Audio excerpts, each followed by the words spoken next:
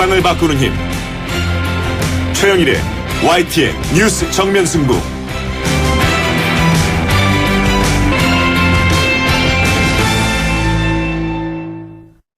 YTN 뉴스 FM 뉴스 정면 승부 3부 시작하겠습니다. 개헌 전도사로 잘 알려진 분이죠. 지난 총선 당시 새누리당을 탈당했던 이재호 전 의원이 신당 창당을 준비 중이라는 얘기 간간히 뉴스를 통해 들으셨을 겁니다. 개헌을 전제로 한 창당이고요. 내년이 대선이니 가능하면 대선 후보까지도 내겠다 이런 구상인데요. 잠시 후 3부에서 신당의 구체적인 그림과 함께 여러 정치 현안에 대한 입장도 함께 들어보겠습니다. 일본 정부의 독도 영유권 주장은 올해도 어김없이 반복이 되고 있는데요. 일본은 억지를 부리고 우리는 항의 외에는 별다른 대책이 없어 보이는 이 상황. 언제까지 반복돼야 할까요? 전문가와 함께 이 문제도 진단해 보겠습니다.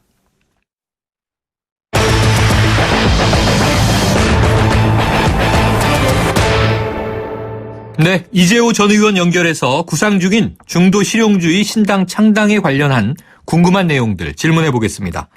의원님 안녕하십니까?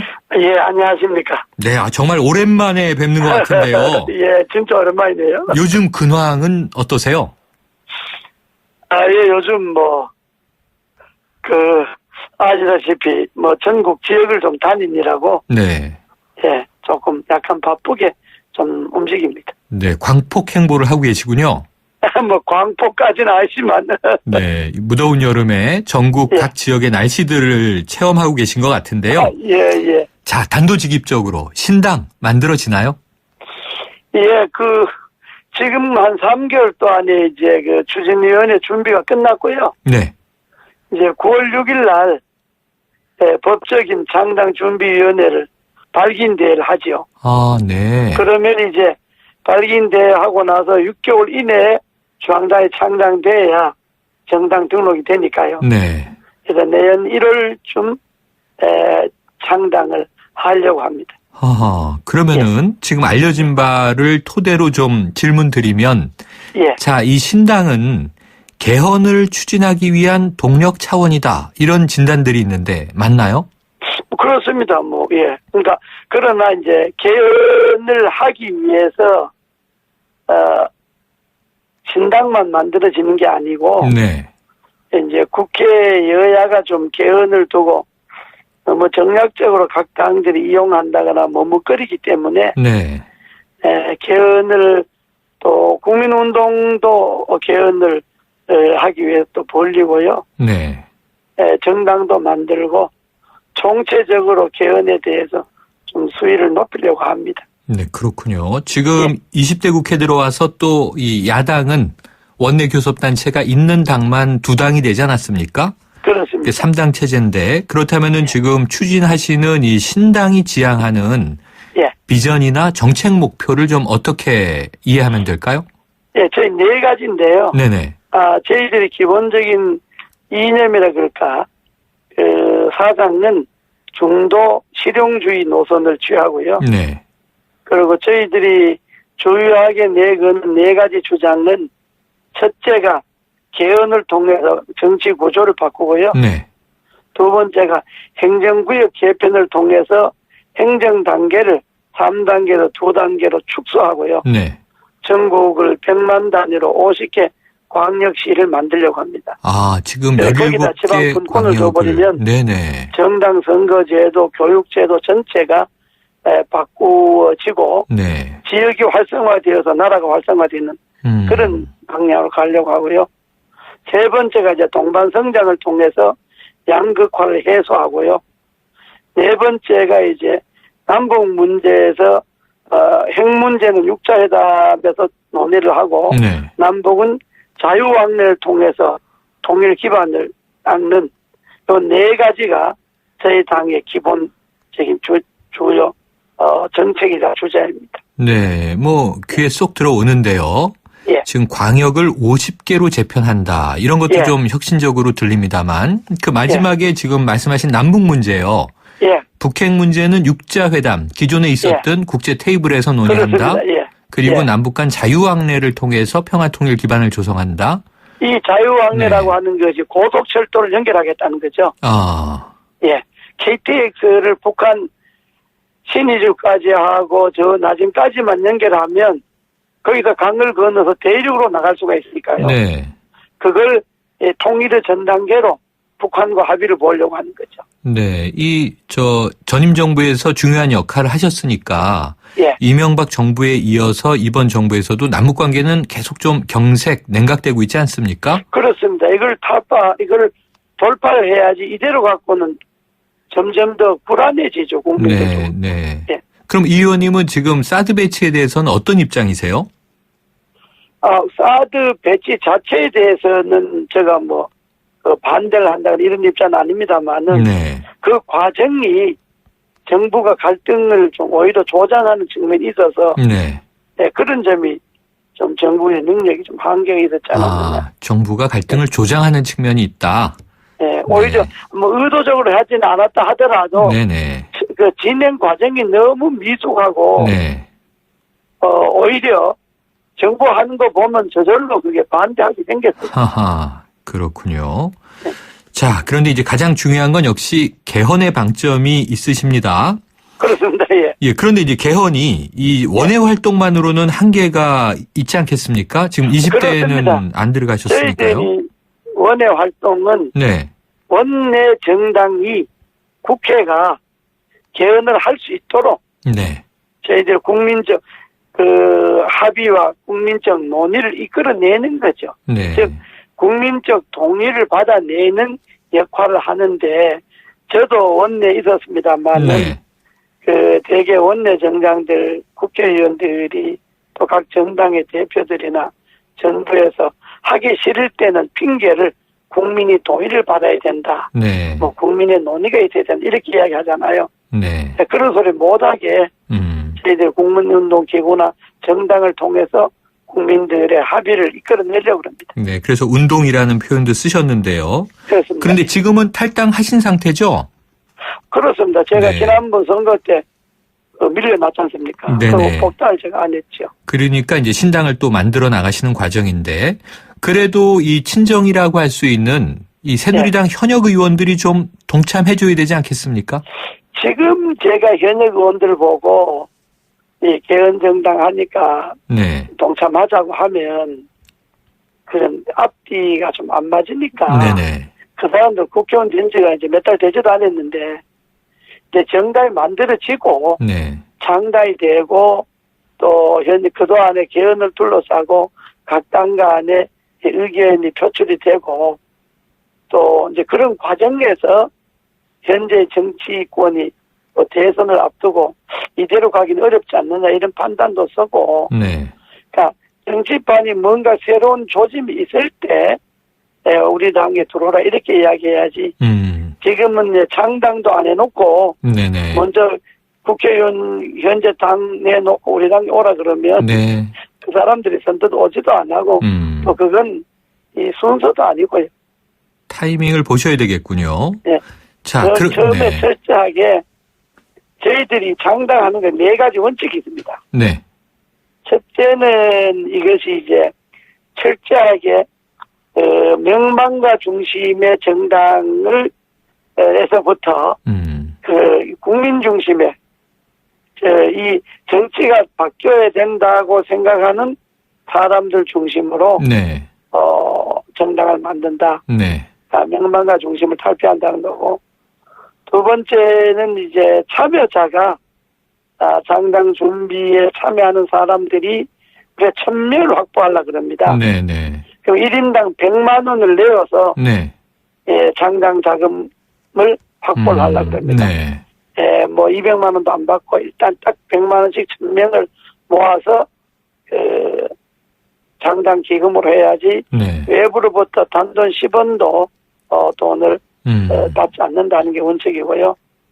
세 번째는 당원 중심에서 지지자 중심의 정당을 만들겠답니다. 네.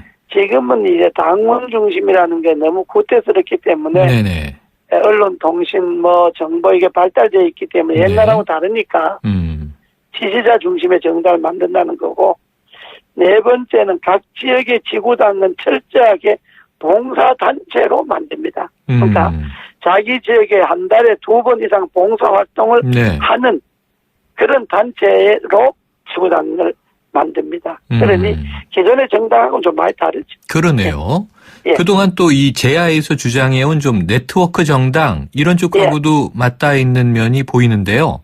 그렇습니다. 네, 그런데 지금 의원님 계속 이 저희라고 하는 복수의 표현을 쓰셔서 예. 그렇다면 9월 6일 지금 창당 준비위를 만드신다는 거니까 예. 지금 세력화된 창당 발기인 대회를 하는 거죠. 이제. 네, 세력화된 조직이 좀 다수가 계신 것 같아요. 그렇습니까? 그렇습니다. 제가 이게 5월, 6월, 7월 3개월 동안 전국을 한 3바퀴 정도 돌았는데요. 네. 그 3바퀴 도는 거는 그냥 무작위로 돌면 안 되잖아요. 네네. 오랫동안 제가 한 20년간 정치를 하면서 개헌 운동을 했는 조직도 전국적으로 있고, 네. 반부패했는 조직도 전국적으로 있고, 또 한바웃음 좋은 세상이라는 조직도 전국적으로 있고, 네. 전국적인 단위로 돼 있는 조직이 큰 조직이 몇 개 있습니다. 네. 네, 그 조직들의 의견을 모아서 창당을 선언하게 되는 거니까요. 네. 그렇군요. 그러면 이제 어쨌든 개헌 전제에서 지금 여야 국회 내에도 개헌을 추진하거나 뭐 개헌 주장하는 분들은 다수 계시잖아요. 예. 그런데 대체로 그 내용을 보면은 이 대통령제인데 4년 중임제로 하자, 아니면 내각제로 하자, 아니면 양쪽의 중간에 이원 집정부제로 하자. 그럼 의원님은 어떤 방향 생각하고 계세요? 저는 4년 중임, 임기는 4년 중임이 좋고요. 네. 4년 중임 분권형 대통령제입니다. 아, 분권형 대통령제. 네, 분권형 대통령제라고 하는 거는 뭐 내각제나 이원 집정부제하고 비슷한 요소가 있는데 네. 우리나라가 통일이 참 분단이 되어 있기 때문에 통일을 해야 되잖아요. 네네. 그때까지는 국가에 관한 비상대권 또 외교나 통일이나 국방이나 이런 네. 국가 운명에 관한 큰 권한은 역시 국민들이 선출한 대통령에게 주고 네. 예, 나머지 권한 내각에 관한 내재에 관한 권한은 국무총리에게 주는 내각에 주는 이 분권이고 또 중앙정부를 50개 광역시를 만들어서 그 광역정부와 분권을 해내는 네. 그 광역정부의 교육, 행정, 재정, 뭐 작은 법률, 뭐 치안 이런 권한을 지방정부에 넘겨주는 이런 철저한 지방 분권을 통한 국가의 새로운 발전 이런 구도이기 때문에요. 네. 저희들이 그 준비하는 게 그런 방향으로 알겠습니다. 지금 준비를 하고 있습니다. 자, 의원님 최근 보도를 보니까요. 예. 그 이명박 전 대통령이 이 현재 박근혜 정부에 대해서 나도 못했지만 나보다 더 못한다.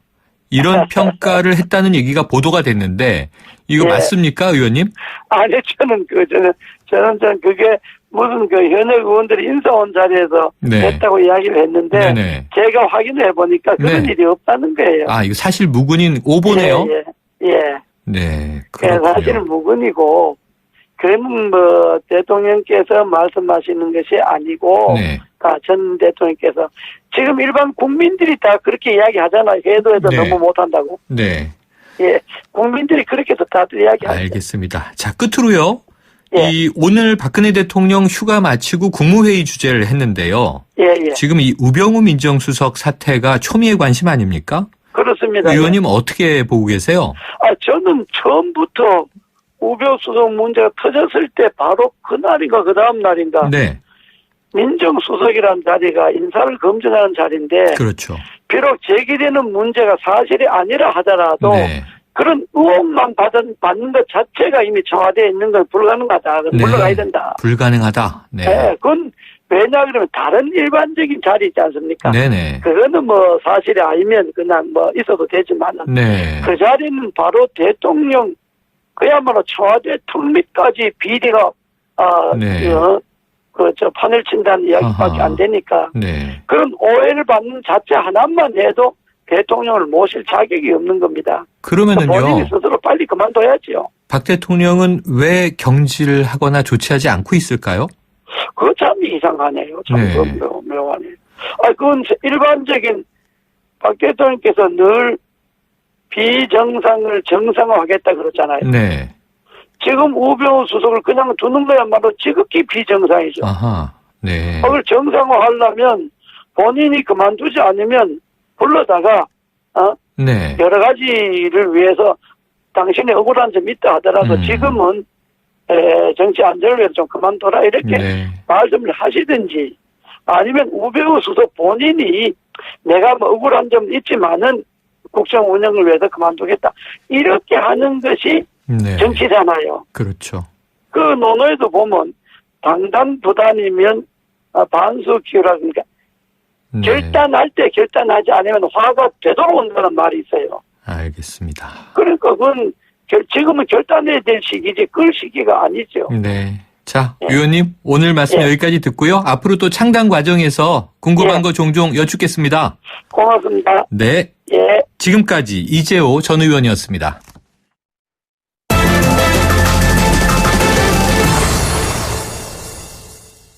네, 일본 고유 영토인 다케시마의 영토 문제가 여전히 미해결된 채로 존재하고 있다.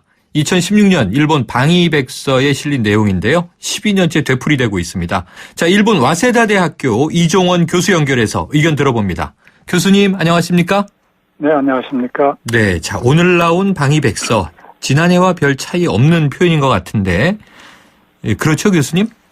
네, 뭐 거의 작년하고 같은 표현이고 뭐 같은 방식인 것 같습니다. 네. 다른 게 별로 없는 것 같습니다. 자, 그럼 이 일본의 방위백서의 목적은 뭔가요?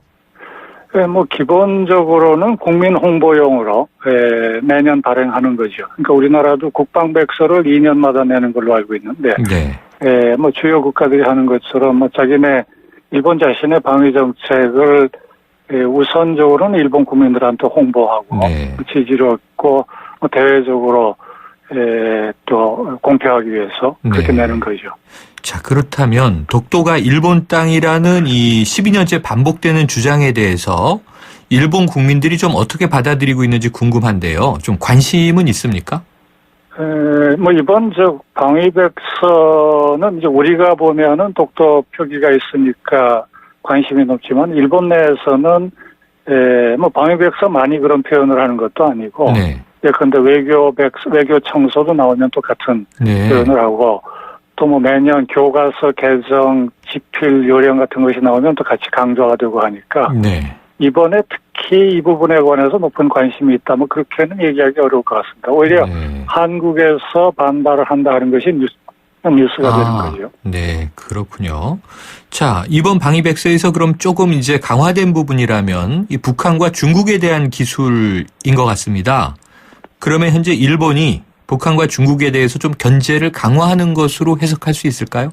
그렇죠. 그럼 뭐 북한에 관해서는 최근 10년 동안 아무래도 북핵 문제 이런 게 있으니까 경계감 그리고 또 이제 북한이 미사일 능력이 강화되니까 네. 거기에 맞춰서 일본 정부를 보면 일본도 군사력을 더 강화해야 된다. 대비 체제를 강화해야 된다는 그런 필요가 있으니까 점점 이 강조를 하죠. 그 방위백서를 봐도 양도 늘고 표현도 조금 더 강경해지고 그리고 네. 특히 중국과도 지금 점점 동중국해, 남중국해, 그 생각, 그 영토 문제도 네. 있고 하니까 중국에 대한 부분이 이번에도 훨씬 더 오히려 그 내용상으로 보면 작년보다 더 양도 많아지고 네. 표현도 조금 더 대립적으로 되고 경계감을 표현하는 그런 부분이 조금 두드러지는 것 같아요.